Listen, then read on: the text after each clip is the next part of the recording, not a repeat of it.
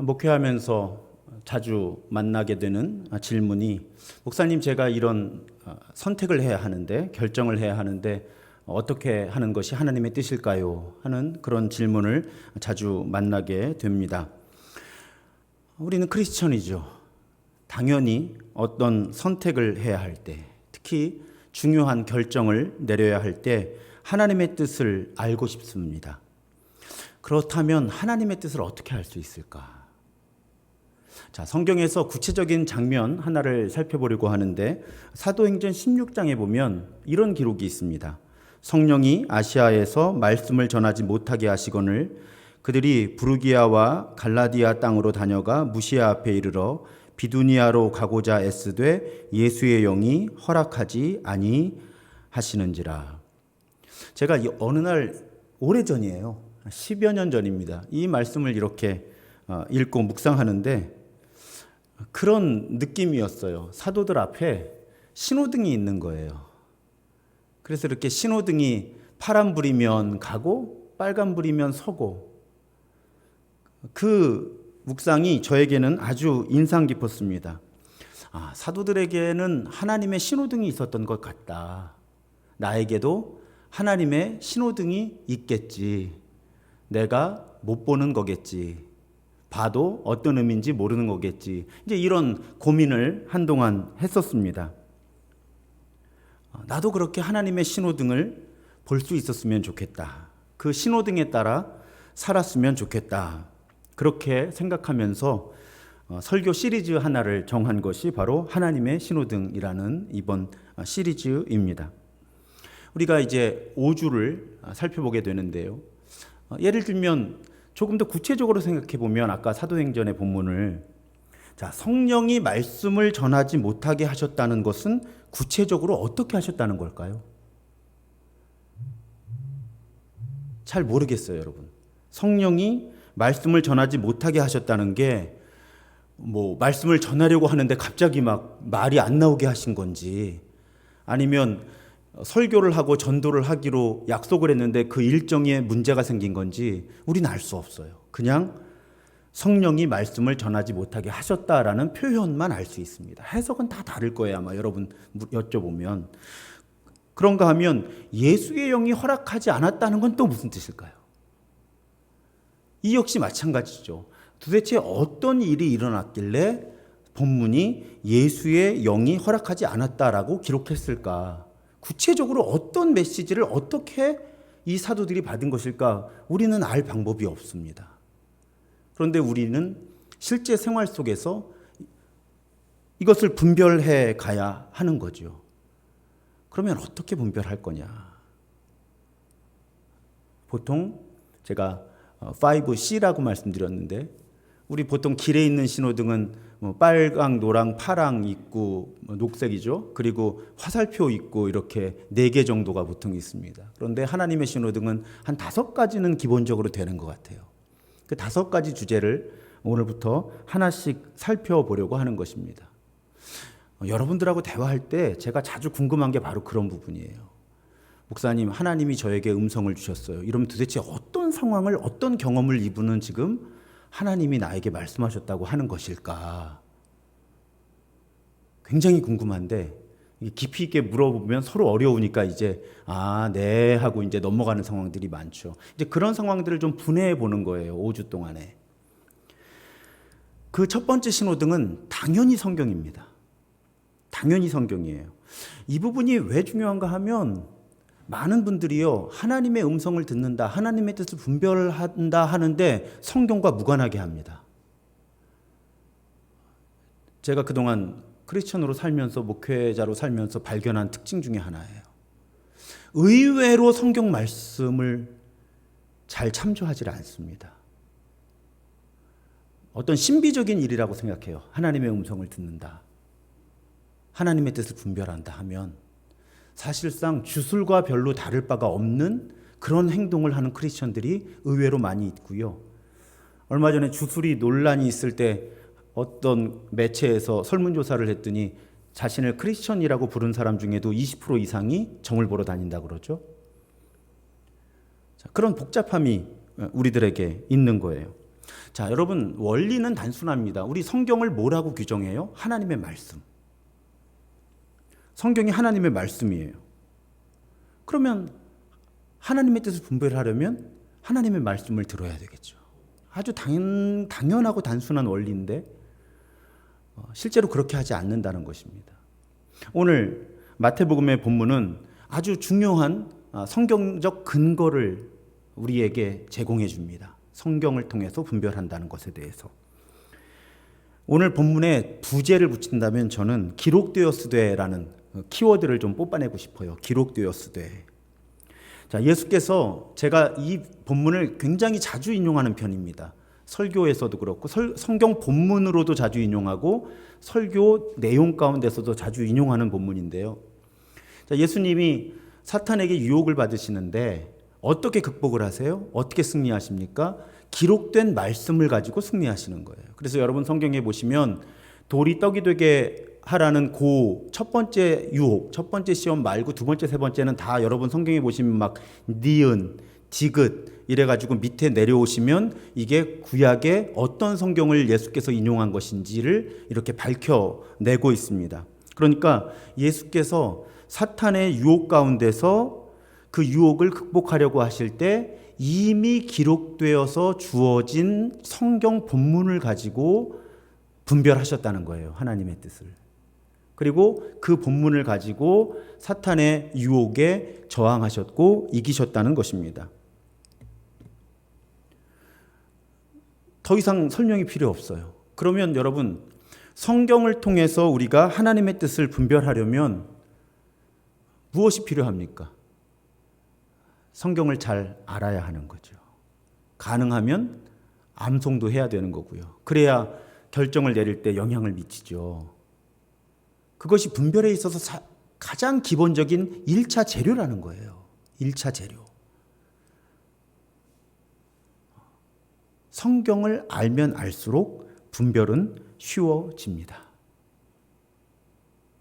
그러니까 여러분, 하나님의 뜻을 분별하기를 원하시면, 그 분별력이 더 생기기 원하시면 저와 함께 성경을 통독하시면 됩니다.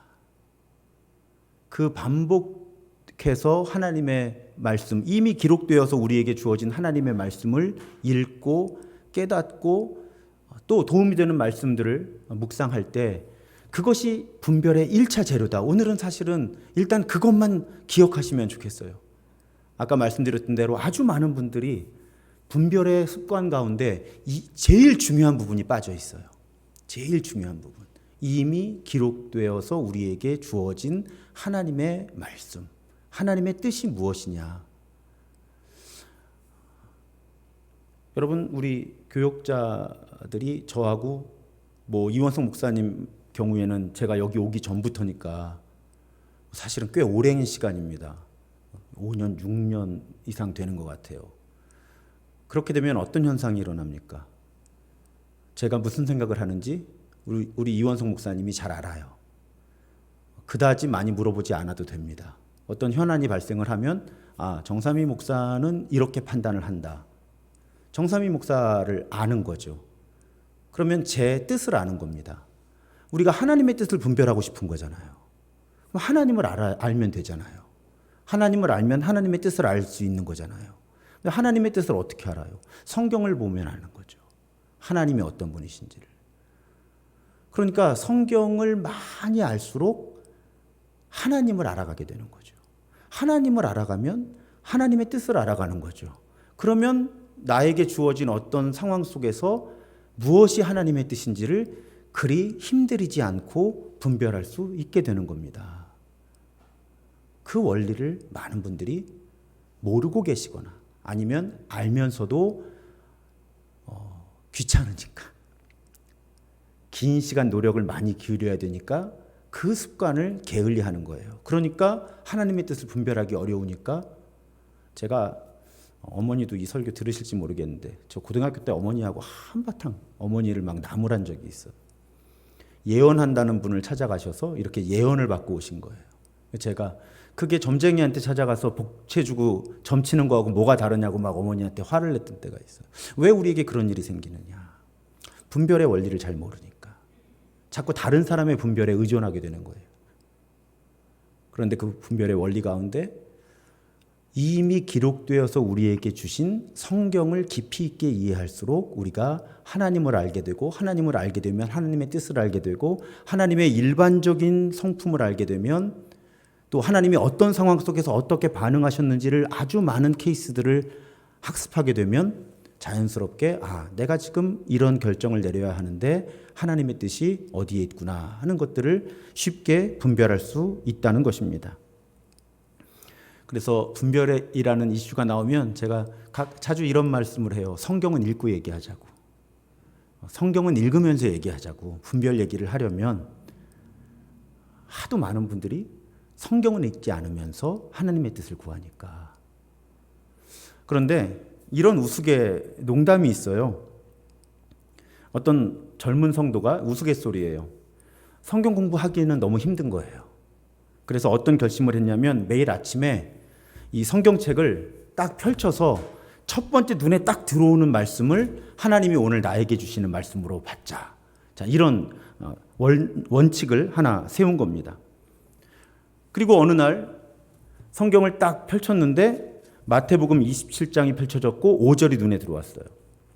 5절이 무엇인가 하면 유다는 물러가서 스스로 목매어 죽은지라 라는 말씀이에요. 당황스럽잖아요. 이거 어떻게 해요? 그래서 이건 아니겠지. 이건 하나님이 나에게 주시는 말씀이 아닐 거야. 그래서 성경을 덮었다가 다시 펼치는 거예요. 그래서 이번에는 마태복음이 아니라 다른 성경을 펼치려고 펼치니까 누가복음 10장 37절이 보여요. 가서 너도 이와 같이 하라. 또 어떻게 하겠어요? 마지막으로 한 번만 더 해보자. 이럴 리가 없어. 또 펼쳤는데 요한복음 13장 27절이 보입니다. 예수께서 유다에게 이르시되 내 하는 일을 속히 하라. 자, 여러분, 성경을 통해서 하나님의 뜻을 분별한다는 건 이런 건 아니겠죠. 그래서 제가 성구영신 예배 때 보통 많은 교회들이 이렇게 말씀 뽑기 하는데 이걸 굉장히 안 좋아해요, 사실은. 물론 이렇게 저렇게 해석하면 그것도 하나님이 우리에게 주시는 은총의 수단이 될 수는 있는데, 제가 다른 교회에서 이거 만들어서 나눠드려 봤거든요. 근데 무슨 정말 점치는 것처럼 하세요. 다 좋은 말씀만 뽑아서 만들잖아요. 다 좋은 말씀만. 근데도 뽑았는데 딱 보고 아닌 것 같으면요, 가면서 슬그머니 다른 바구니에다 집어넣고 다른 거 또 뽑습니다. 그래서 이건 별로 도움이 되는 은총의 수단은 아닐 수 있겠다. 그냥 나에게 주신 성경 66권이 모두 나에게 주신 하나님의 말씀이라고 고백하고 매년 성경을 통독해 가는 것이 훨씬 우리에게 유익하겠다. 사실은요, 솔직히 고백할게요. 연말마다 고민은 잠깐씩 해요. 올해는 좀 만들어 볼까? 이런. 근데 그럴 때마다 고민해보고 저도 나름대로 분별해보고 하면 도움이 되기보다는 자칫하면 어떤 성도들에게는 잘못된 어떤 분별의 기준이라든지 원칙을 갖게 할 수도 있겠다. 조심스러워서 이제 계속 안 하고 있는 거죠. 성경을 통해서 하나님의 뜻을 분별한다는 건 분명히 이런 방식은 아닐 거예요. 그러면 어떻게 한다는 걸까요? 또 한 가지 우리가 경계해야 되는 것은 무조건 성경을 많이 읽고 말씀을 많이 암송한다고 해서, 또 무조건 성경 공부를 열심히 한다고 해서 하나님의 뜻을 분별하는 것이 쉬워지는 것은 또 아니라는 겁니다. 이제 다음 단계를 설명드리는 거예요. 자, 1단계는 다 이해하셨죠? 이미 기록되어서 이미 우리에게 주어진 성경을 깊이 있게 이해할수록 하나님의 뜻을 분별하기가 쉬워진다. 이게 첫 번째 주제였다면 조금 부딪힐 수도 있지만요, 그렇다고 해서 무조건 성경을 많이 읽거나 많이 외우거나 성경 공부를 맹목적으로 무조건 많이 한다고 해서 분별력이 성장하고 성숙하는 것은 아닐 수 있다는 거예요. 자, 그러면 그 성경의 근거가 뭐냐? 바로 오늘 본문이에요. 여러분 잘 아시는 본문이잖아요. 기록되었으되는 예수님만 하지 않았어요. 본문에 보면 기록되었으되를 누구도 해요? 사탄도 했어요. 사탄도 이미 기록된 말씀을 가지고 예수를 유혹했어요. 여러분 무슨 뜻이에요? 이미 기록된 말씀은 우리가 하나님을 알아가고 하나님의 뜻을 분별해 가는 데 있어서도 매우 중요하고 소중한 1차 자료지만 사탄이 우리를 유혹할 때도 아주 파워풀한 무기가 된다는 거예요. 아니 우리 실제로도 이단 사이비들도 성경 잘 엮어가지고 이단 사이비들 교리 만들어내는 거잖아요. 그러니까 단순히 성경을 많이 읽고 심지어는 많이 외우고 성경 공부를 많이 한다고 해서 분별력이 깊어지는 것은 아닐 수 있다는 거예요. 그래서 필요한 것이 무엇인가 하면 제가 작년 말부터 아주 관심을 많이 갖고 있는 키워드 중에 하나예요. 문해력이라고. 얼마 전에도 그 차이나는 클래스인가요? 제가 요즘엔 시간이 잘 안 맞아서 이 본방송을 잘 못 보는데 굉장히 좋은 주제들을 많이 다루거든요. 거기서 문해력이라고 하는 주제를 또 다루더라고요. 제가 언젠가도 설교하면서 설명을 드렸어요. 특히 요즘에 젊은 세대로 갈수록 글자는 다 읽는데 읽은 내용이 무슨 말인지 모르는 거예요. 우리 어른들, 성인들도 마찬가지입니다. 제가 최근에 어떤 목사님들을 대상으로 해서 과학 정보를 어떻게 해석을 해야 하는지에 대한 강의를 했어요. 반응이 너무 좋아서 우리 교인들한테도 좀 언제 정리해서 하려고 합니다. 여러분, 과학적으로 과학 실험의 결과 이렇게 됐다 하면 사람들이 다 그냥 믿어버려요. 왜요? 과학 정보를 다루는 문해력이 우리에게 없을 때 그렇게 되는 거예요. 정치 정보나 가짜 뉴스 이런 것들 왜 우리가 거기에 휩쓸리는 거예요? 정보를 읽어내는 문해력이 없으면 그냥 문자 그대로 받아들여서 문제가 생기는 거예요. 이거는 정말 다양한 영역에서 나타나는 현상입니다. 우리 청소년들, 어린이들의 어떤 학업에만 나타나는 현상이 아니고요. 문해력이라고 하는 건 아주 중요한 주제인데, 화두인데 사실은 우리가 여러 약점들이 있는 거예요. 문해력에 있어서. 그런데 이 분별이라는 주제로 갈 때 교회 안에서 성경을 다룰 때도 우리에게 이 문해력의 문제가 있는 거예요. 문해력을 제대로 갖추지를 못하면 아까 말씀드렸던 대로 성경을 많이 읽어도 무슨 말인지를 모르는 거예요. 차라리 무슨 말인지 모르면 괜찮은데 자기 나름대로의 생각을 가지고 성경을 재조합을 시키는 거죠. 그래서 성경이 본래 하고 있지 않은, 전달하고 있지 않은 메시지를 가지고 하나님의 이미지를 만들어내고 하나님의 뜻을 분별해내는 거예요. 그러면 우상이 되는 거죠. 하나님의 이름을 가진 우상이 만들어지는 거예요. 그러니까 성경을 읽어내는 문해력이 없으면 성경을 열심히 읽을수록 우상을 만들게 되는 거죠. 그리고 이 우상은 실제로는 하나님이 아니라 내가 만든 우상이에요. 내 욕심이 만든 우상. 내가 복음의 문제라고 하는 것이 바로 그런 문제가 됩니다. 실제로 교회 안에서 오랫동안 성경을 부지런히 읽고 공부했다는 분들도 이 부분에 문제가 많은 분들이 많아요. 사실은 부끄럽지만 목회자들의 경우도 마찬가지. 저도 마찬가지예요. 저도 정말요, 성실하게 말씀을 읽고 주석과 관계된 자료들을 찾아보고 깊이 묵상하지 않으면요, 저도 사실은 설교하면서요, 설교하는 중간에 이 본문이 이런 뜻이 아닐지도 몰라라는 생각을 하게 될 때가 있다니까요. 근데 어떻게 해요? 설교를 하니까 하는 거예요. 그 내려가자마자 자료를 찾아볼 때도 있어요. 대부분의 경우는 큰 문제는 없더라고요. 근데 가끔 여러분 1년에 한두 번씩은 제가 지난번에 제가 이런 설명을 이렇게 드렸는데 이렇게 이해하시는 게 좋을 것 같아요 할 때 있죠. 그때는 제가요, 설교하면서 깨달은 거예요. 이거 이렇게 풀면 안 될지 몰라. 그리고 설교하고 내려가서 찾아보는 거예요.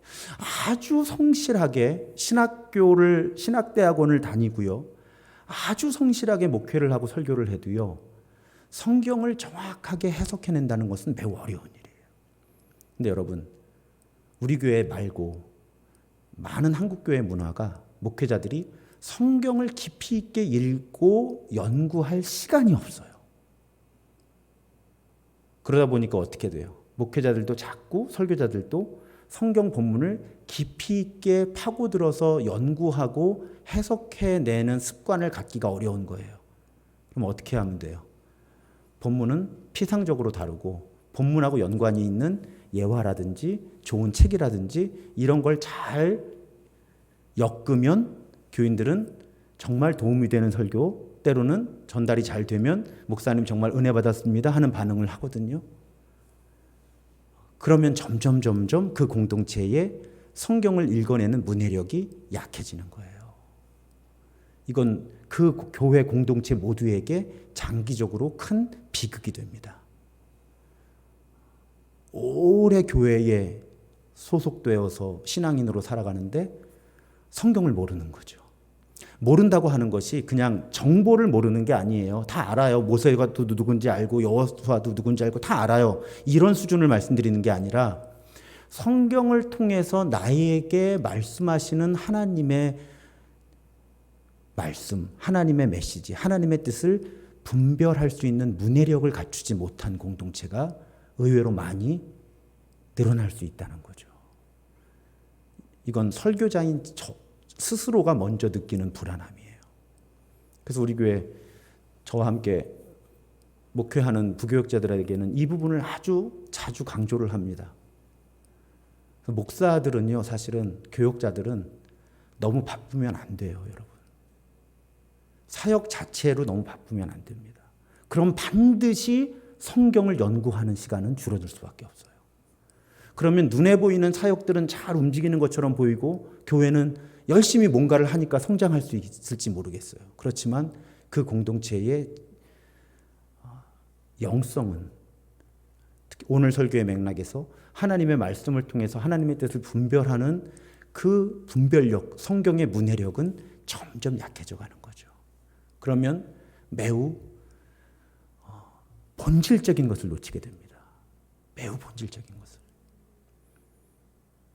그 부분을 교회 공동체는 항상 바라보고 있어야 되는 거예요. 목회자들이 무엇에 바쁜가? 물론 여러분 많은 일들을 해야 돼요. 우리 부교역자들은 뭐 인터넷 중계해야죠. 어제도 전기검사 나와가지고 또 보면 그런 거 서포트 해야 되죠. 뭐 여러 이슈들을 상대해야 합니다. 분주해요. 하지만 교회가 잘 이해하고 있어야 해요. 결국 교회 공동체가 하나님의 말씀을 통해서 하나님을 분별하는 문해력이 튼튼해지려면 일단 설교자들부터가 하나님의 말씀을 파고들어야 된다는 거죠. 공부할 시간이 있어야 되는 거예요. 그렇게 하지 않으면 죄송해요. 젊은 교역자들이 자꾸 인터넷 뒤져가지고 자료 모아서 예화 하나 잘 찾으면 설교 한 편 나오는 거거든요. 근데 어떤 설교는 그것이 도움이 되고 우리에게 유익하지만 장기적으로 계속 어떤 설교자가 그렇게 설교를 구성하면 그것은 그 공동체에 있어서 매우 심각한 분별력의 약화를 가져오는 거죠. 보다 넓은 범위에서 취약한 영성을 만들어내는 겁니다.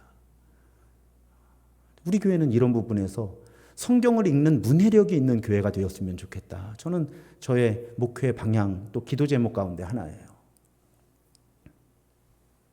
그러기 위해서는 우리가 원리를 분명히 이해해야 합니다.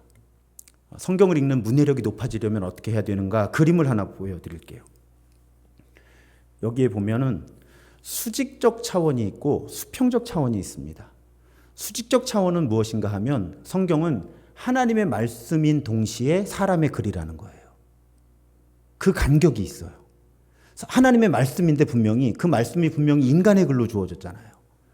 자, 그 간격이 있고요. 수평적 차원의 간격은 수천 년 전에 팔레스타인 문화권에 주어진 거잖아요. 그 언어로. 근데 우리는 2022년에 한국 사람으로서 이 본문을 받아들이는 거예요. 그러니까 저 수직적 간격과 수평적 간격이 존재한다고 하는 것을 일단 우리가 이해해야 되는 거예요. 그러면 저 간격을 어떻게 극복할 수 있느냐? 두 가지가 필요한 거예요.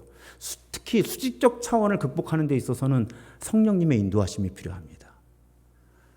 디모데 후서 3장 16절에 보면 오직 성경은 하나님의 감동, 영감으로 된 거잖아요. 하나님의 영감으로 기록된 거니까 하나님의 영감으로 풀어줘야 되는 거예요. 하나님이. 그래서 성경을 읽고 특히 성경으로 분별을 하는 습관을 키우려면 우리는 반드시 성경 말씀을 받을 때 성령님의 인도하심을 구하는 마음으로 성경을 읽는 습관을 가져야 하는 겁니다. 성령의 조명이라 그래요.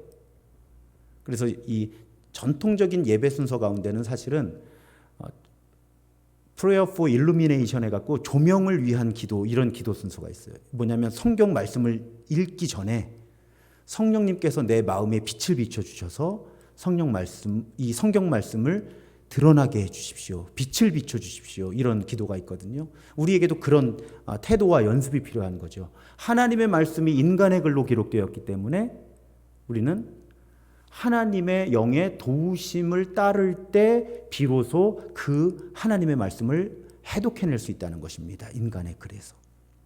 또 한 가지는 공부하는 거죠.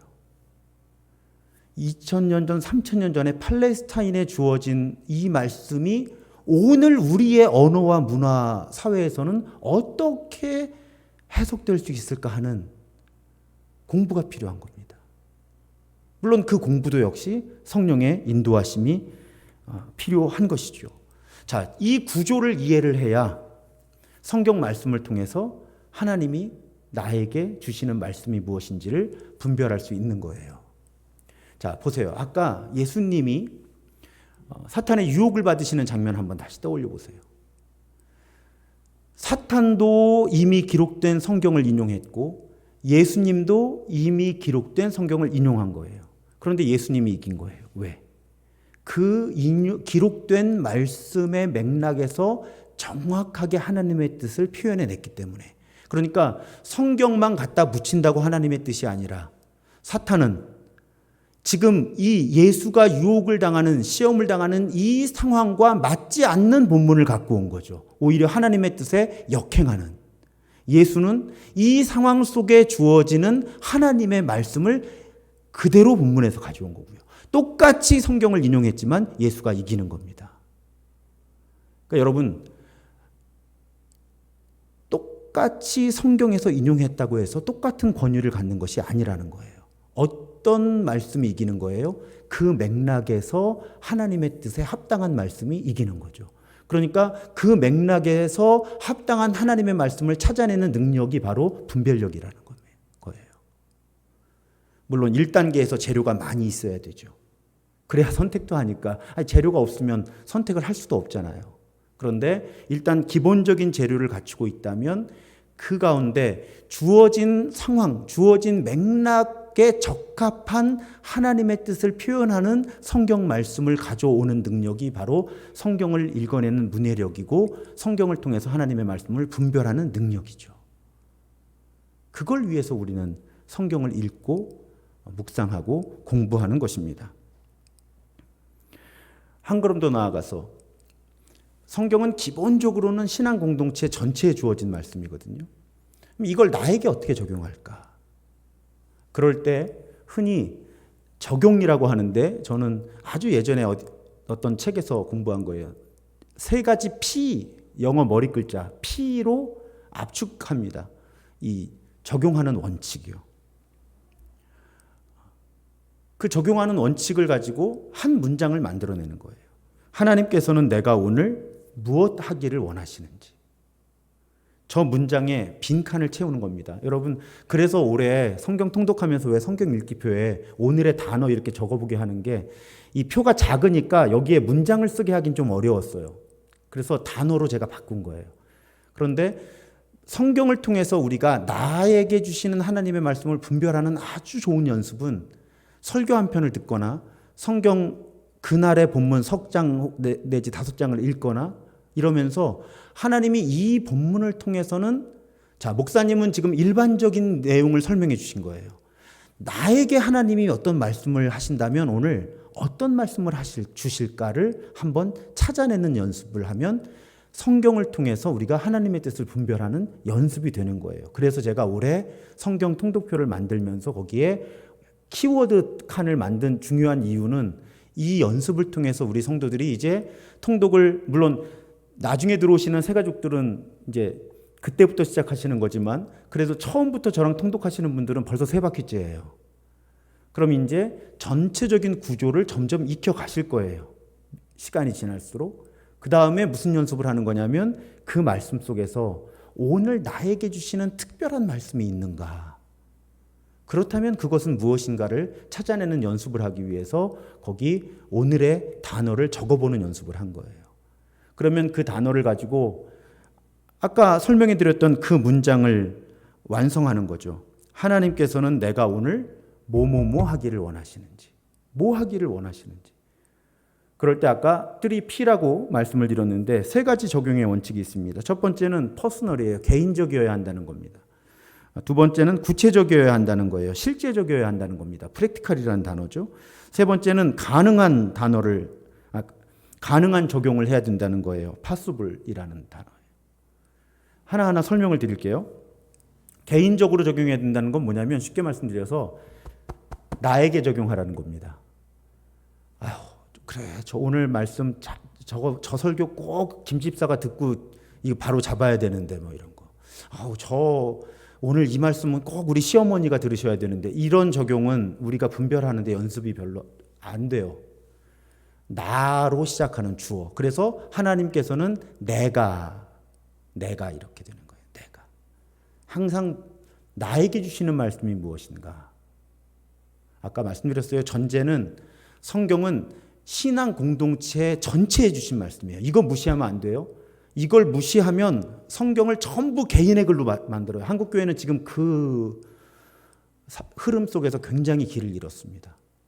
공동체 전체에게 주시는 하나님의 말씀, 하나님의 모든 백성들, 모든 교회에 주시는 하나님의 말씀이라는 차원을 오히려 너무 희석시켜 버렸어요. 나를 향한 말씀 이러다가. 하지만 그걸 전제로 할 때 적용점을 가지고 분별하는 훈련은 항상 나에게 적용하는 것으로 시작된다. 그 다음에 두 번째는 프랙티컬 해야 된다. 구체적이고 실제적이어야 한다는 건 무슨 뜻인가 하면 오늘 말씀을 들었어요. 적용을 어떻게 하냐면 하나님은 내가 오늘 세상 모든 사람을 사랑하기 원하신다. 이건 좋은 적용이 아닐 수도 있는 거예요. 너무 추상적이기 때문에. 차라리 오늘 내가 얄미운 그 사람을 사랑하기 원하신다가 훨씬 우리에게 도움이 되는 적용이에요. 이해가 되시죠? 무슨 말씀인지. 옛날에는 미인대회 하면 꼭 뭐 세계 평화 얘기하고 막 그런 얘기 하잖아요. 뭐 모두를 사랑하기를 원합니다. 뭐 이런데 실제로 우리에게 도움이 되는 성경을 통해서 분별력을 키우려면 아주 구체적이고 실제적인 대상을 정하는 게 좋아요. 실제적인 일 하나를. 그리고 그 일이 가능해야 되는 거예요. 예를 들면 하나님은 내가 오늘 전 재산을 하나님께 드리기 원하신다. 뭐 이건 추상적인 개념이 조금 더 그러면 하나님은 내가 오늘 재산의 절반을 교회에 헌금하기 원하신다. 이런 적용은 일반적으로 도움이 되지 않습니다. 가능하지 않기 때문에 그래요. 그래서 이 개인적이고 구체적, 실제적이고 가능한 적용을 계속 연습하는 거예요. 하나님은 내가 오늘 출근하면 평소에 나를 귀찮게 구는 저 사람에게 누군가에게 커피 한 잔을 사주기 원하신다. 그런 적용. 여러분, 제가 가끔 이 성경 강의를 할 때 그런 말씀들이 있는데 제가 아주 깊은 은혜를 체험했던 집회가 있었어요. 제가 강사였어요. 근데 정말 그때 뭐 성령의 은사가 나타나서 이렇게 뭐 안수하는데 뭐 의식을 잃고 뭐 환상을 보고 뭐 방언받고 막 그 밤이 아주 뭐 좀 거친 말로 뒤집어졌었어요. 그런 집회를 마치고 마지막 표의 예배 설교를 하면서 제가 뭘 적용했는 줄 아세요? 하나님은 내가 오늘 1박 2일을 좀 적게 보기를 원하신다. 제가 그때 1박 2일에 꽂혀가지고요. 예능 프로그램 아시죠? 옛날에. 지금도 있긴 있어요. 시즌 뭐 4인가 5로. 근데 시즌 1 때 제가 너무 거기에 꽂혀가지고 그걸 너무 많이 봤거든요. 그러니까 청년들이 우스운 거예요. 왜냐하면 어젯밤에 막 기도하면 막 안수하면 막 의식도 잃고 막 병도 낫고 막 그런 집회를 인도했던 목사님이 고작 적용한다는 게 하나님은 내가 오늘 1박 2일을 덜 보기를 원하신다는. 근데 여러분, 그때 제가 깨달은 게 뭐냐면 우리는 거창하게 적용하고 아무것도 안 해요. 그래서 안 변하는 거예요. 작은 걸 적용하고 매일 하면 우리 변합니다. 그리고 그런 연습을 통해서 우리는 성경을 통해서 나에게 개인적으로 말씀하시는 하나님의 음성을 분별하는 연습이 되는 거예요. 그런 습관을 통해서. 한두 달이 되지 않습니다. 사실은 1, 2년에 되지도 않아요. 그러니까 마음을 편하게 하시고요. 하지만 의식을 가지고 매일, 우리는 사실은 매일 기도회 정말 열심히 하는 교회거든요. 담임 목사가 거의 매일, 그리고 거의 뭐 석장에서 5장씩 지금 세 바퀴째 열심히 성경 읽잖아요. 이런 습관을 성실하게 하면서 오늘 말씀드렸던 것처럼, 그런데 하나님은 내가 오늘 뭘 하기 원하실까?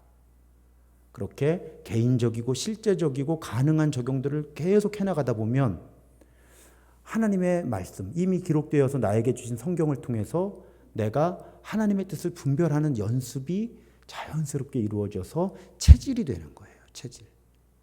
이 분별에 있어서는요, 체질화가 되는 게 굉장히 중요해요. 이건 뭐 계속 5주 동안 이렇게 반복해서 말씀드리겠지만요, 제가 여러분 요즘에 그 대세 중에 하나가 스포츠 스타들이 예능 프로그램에 많이 나오거든요. 근데 그 스포츠 스타들 중에는 은퇴한 지 막 10년이 넘는 사람들도 있어요.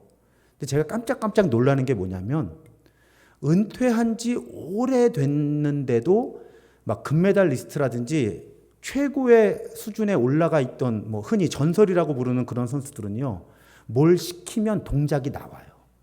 몸에 배 있는 거예요. 제가 충격을 받는 건, 또 도전을 받는 건, 도대체 저 사람은 얼마나 열심히 훈련을 했으면 은퇴하고 5년, 10년, 15년이 지났는데 저 동작이 나오냐는 거예요. 물론 퍼포먼스가 정확하게 되지는 않죠. 그렇지만 그때 전성기의 동작을 충분히 떠올릴 만큼의 동작이 여전히 몸에 배어 있는 거예요. 여러분, 영성훈련이라는 건 이런 거예요. 삶의 규칙이란 건 그런 사람을 만들어내는 거예요. 그런 선수들이 뭐 농구를 예로 들면 슛을 던질 때 팔꿈치는 몇 도여야 되고 손목에 힘은 얼마나 줘야 되고 생각할까요? 아니에요. 몸이 기억하는 거예요. 여러분, 분별도 마찬가지예요. 우리가 이제 5주 동안 5가지 신호등을 살펴볼 텐데, 이 5가지 신호등을 종합해서 내 삶으로 연습하는 그 훈련에 신실하면요, 분별은 어려운 작업이 아니고요, 그냥 자연스럽게 내 몸에 스며들어 있는 과정이 되는 거죠. 거창한 일이 아닌 거예요, 사실은 분별이. 우리가 워낙 이 고민과 질문을 가지고 성실하게 우리의 영적인 몸을 만들어가지 않으니까 분별이라고 하는 건 너무나 우리에게 낯설고 신비하고 초자연적인 일처럼 느껴지는 겁니다. 사랑하는 여러분, 오늘 첫날인데 너무 많은 말씀을 드린 거 아닌가 싶어요. 정리를 해보죠. 이미 기록된 성경을 통해서 하나님은 우리에게 말씀하신다. 그러므로 우리는 이미 기록된 말씀을 많이 읽고 많이 알아야 한다. 이것이 재료다. 하지만 재료만 있다고 되는 것은 아니다. 우리는 성령의 인도하심 속에서 공부하면서 이 기록된 말씀을 통해서 하나님이 나에게 뭐라고 말씀하시는지를 성실하게 연습해야 한다. 연습의 방법은 말씀을 접할 때마다 하나님께서는 내가 오늘 삐리리 하기를 원하신다라는 문장을 완성해보고 그렇게 살아보는 것이다. 그럴 때 삐리리에는 나를 주어로 하는 아주 실제적이고 할 수 있는 일들이 들어가는 것이 좋다. 이 연습이 몸에 배면 우리는 성경을 통해서 하나님의 뜻을 분별할 수 있고 성경이 첫 번째 하나님의 신호등으로 완성이 된다. 자, 이렇게 정리를 해드리면 오늘 설교의 내용을 다 이해하실 수 있을 것 같습니다.